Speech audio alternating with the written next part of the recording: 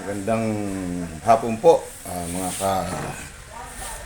kapwa ko na sumusubaybay po sa aking pag-share nitong aking ginagawang alternator. Ito po. Yan na po yung kabuuan ng alternator na pinakita ko sa inyo na ito po yung alternator ng Hyundai Accent na gas.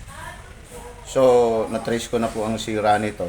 Ito po yung sira niya, itong regulator IC. Ngayon ko lang po siya i-assemble sapagkat napakahirap ng parts ng Hyundai.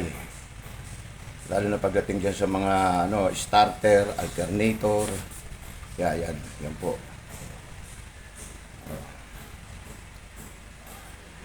Ina-assemble ko na po siya. So, naging problema po nito dito nga po sa IC regulator.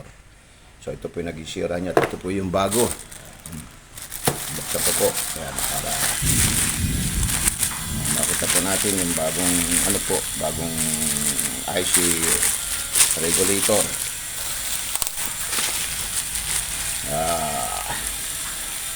Hindi katulad po ng mga Toyota, Mitsubishi, Nissan,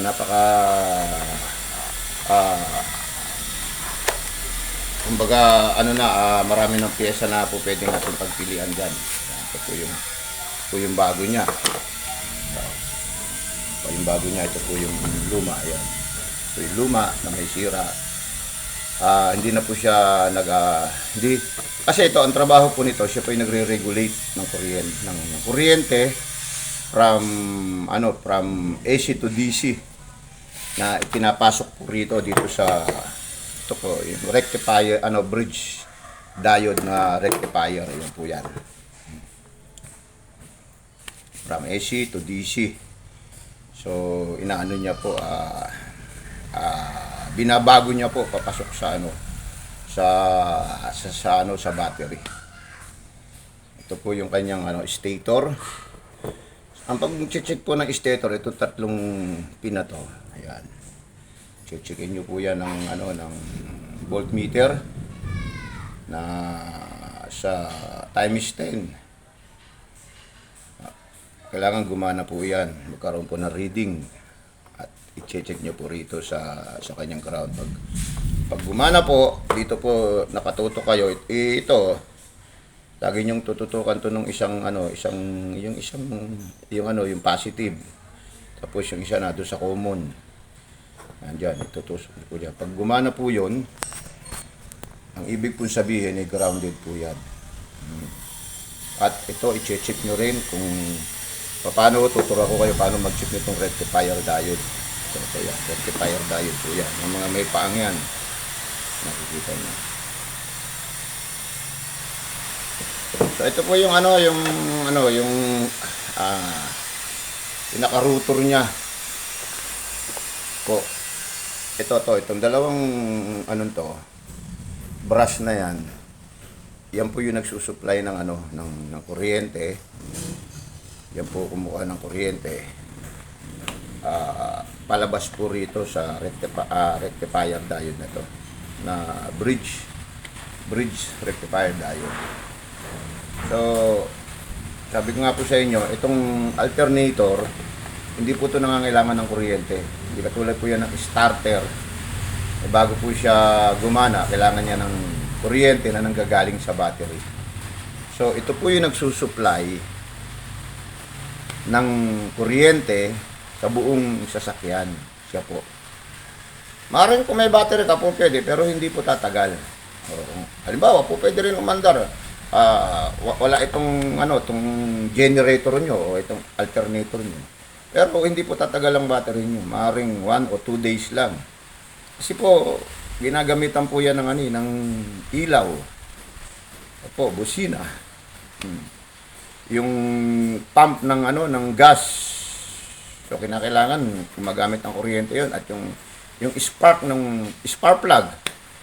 Parang kuryente niya na lumalabas, nanggagaling po yun doon. Kung wala po kayong alternator, manggagaling po siya sa power ng battery. So, mauubos ka agad. So, ang trabaho po nito, itong alternator, siya na po yung nagsusupply at punuin yung battery, yung kakulangan ng battery. So, pag yung battery nyo, nag 12 point something, o 12.57, so, yun po, i-stop na yun, i-regulate na po nito. I-stop na po yun. O, ito. Stop na po yun, sapagkat, kaya po siya i-stop, dahil, pinapatay nyo yung makina pag hindi nyo na ginagamit. So, naka-reserve na po yun, yung 12 point something na power ng battery dun sa starter. So, kapag tumatakbo ang inyong sasakyan, ang nagtatrabaho ay walang iba kundi itong alternator. Siya po. Kanya malalaman nyo po kung patay ang inyong alternator ay hindi gumagana. Doon po sa may dashboard nyo, nagpapakita po yung battery. Yung sign ng battery, nagpapakita siya. At yung marami pang maano kayo, yung inyong ilaw sa yung light nyo pag gabi, medyo nagdidim. Tapos yung minor po na sasakyan, isa po yan sa mararamdaman nyo, yung minor na sasakyan po, medyo nagba-vibrate po siya. Opo, nagba-vibrate siya. Yung parang hindi naman namamatay. Parang nagba-vibrate siya, kinakapos po siya doon sa power. Ganyan po yung mga signs ng pag wala pong hindi po nagpo-produce ng kuryente itong alternator. So ito ngayon ipapalit ko, ito yung bago. Medyo may kamahalan po. May kamahalan po ang alternator na kasi hindi po siya, wala pong stock. Ngayon nga lang po ako nakabili. Kung saan ako naghanap itong alternator na to. Kaya ngayon ko lang siya mapapalitan. So, pag ito po nabuo, ipakikita ko sa inyo pag umaandar na po yung sasakyan. So, maraming salamat po doon sa makapanonood nitong sharing ko kung paano po ano po ang trabaho ng alternator sa ating sasakyan. Thank you po.